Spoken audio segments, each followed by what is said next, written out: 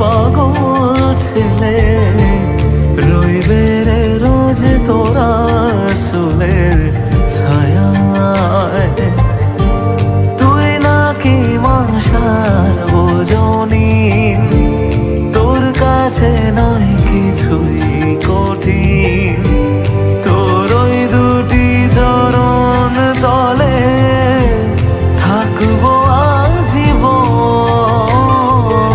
শ্যামা মা তোর চরণ ধরে থাকতে দিস রে জনম ভরে আমার।